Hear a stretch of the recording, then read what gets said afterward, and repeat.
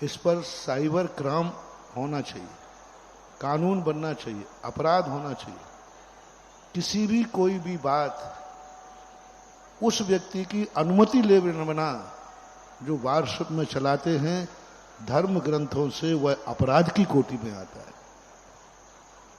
कोई व्यक्ति उसकी अनुमति के बिना कोई दान दे रहा है, कोई दे रहा है, बोली ले रहा है, यहां बोली खत्म नहीं हो पाती और व्हाट्सएप में आ जाता है इतने की बोली ली, इसने इतने की बोली ली।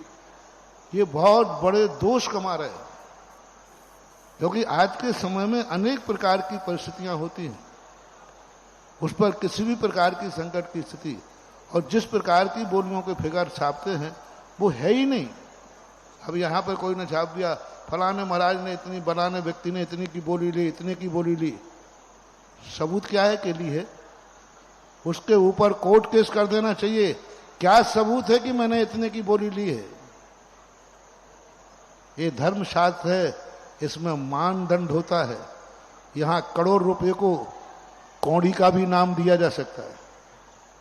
एक जगह बोली लगती है करोड़ों की, उसका अर्थ होता है 1 किलो घी, 1 मन घी, तो वो होता है।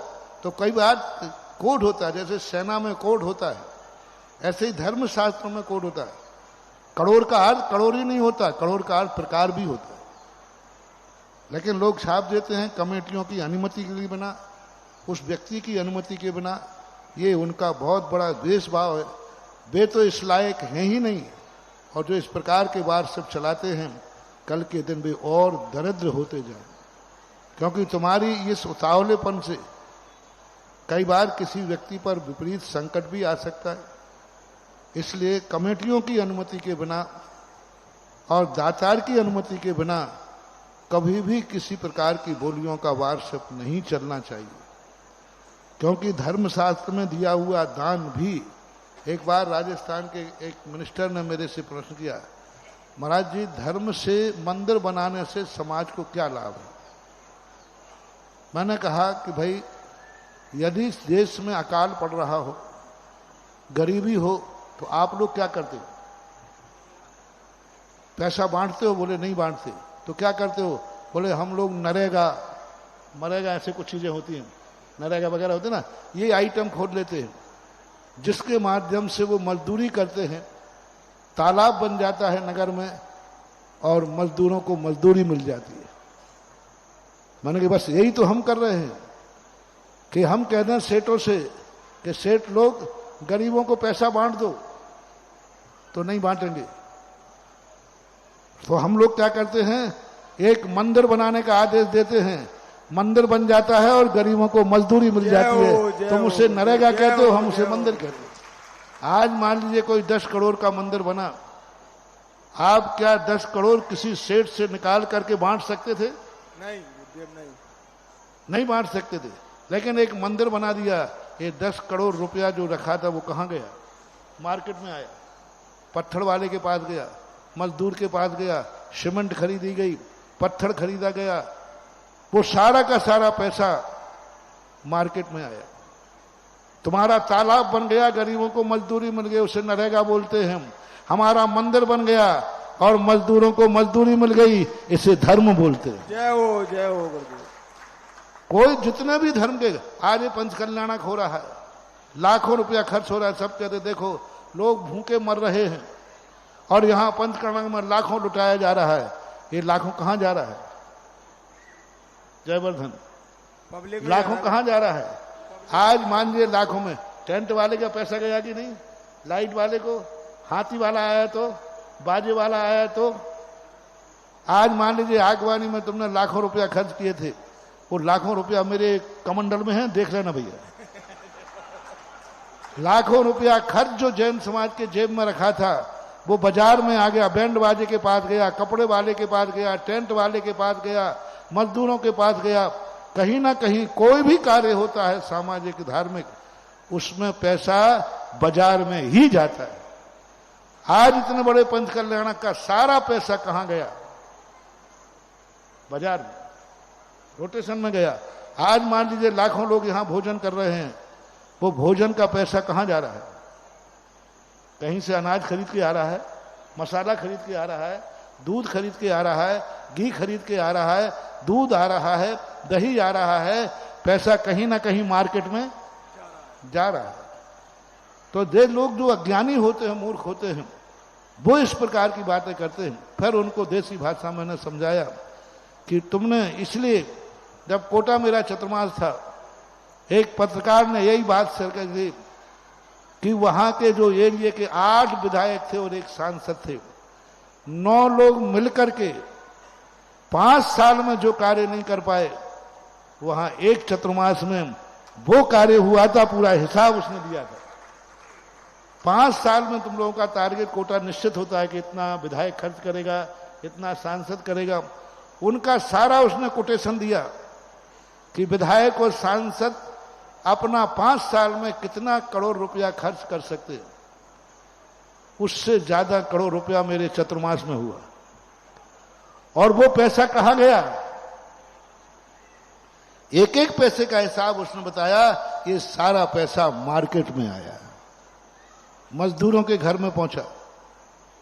जब एक तीर्थ क्षेत्र बनता है, ना जाने कितने गरीबों की झोपड़ियां एक मकान में बदल जाती हैं। राजस्थान में ज्ञानोदय तीर्थ बना, चारों तरफ गरीबी थी, एक भी कच्चा पक्का मकान नहीं था। लेकिन जब तीर्थ बना, आज हर व्यक्ति मजदूर का मकान पक्का है। उससे पूछा, भाई आपने मकान कैसे पक्का कर लिया? बोले इस तीर्थ क्षेत्र में मजदूरी करके मैंने पक्का कर लिया। तो ये तरीके होते हैं।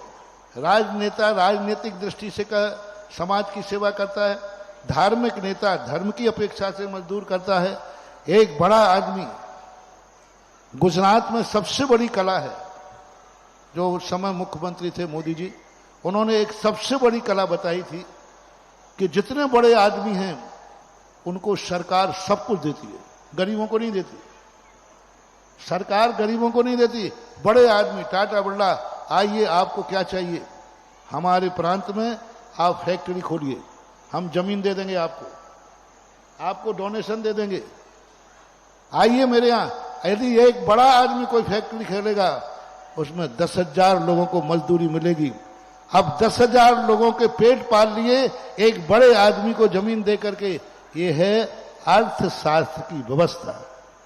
लोग समझते हैं कि राजनेता या महाराज बड़े आदमियों को शरण देते हैं, हमारे ऊपर आरोप रहता है महाराज बड़े आदमियों के महाराज हैं। तो बहुत मूर्ख हैं। बड़े आदमियों का पैसा निकाल करके गरीबों का पेट भरते, गरीबों को मालूम नहीं है। बड़ा आदमी मेरे पास बैठा है तो आप देख लेना वो मेरे से क्या लेके जाएगा, बल्कि वो जब बाहर निकलेगा तो कुछ ना कुछ दे के जाएगा। ये होता है। जय हो, नमोस्तु गुरुदेव। वगैरह नहीं चलाना चाहिए, नहीं करना चाहिए। आज की परिस्थितियों को देखकर दातार को हतोत्साहित मत करो, दातार को भय मत करो। दातार आज दान देना चाहता है, लेकिन वो डरता है महाराज जी गुप्त दान। अरे आज गुप्त दान की बात आने लगी, आज लोग गुप्त दान देते। अरे मैंने कहा गुप्त तो पाप किया जाता है, धर्म गुप्त क्यों?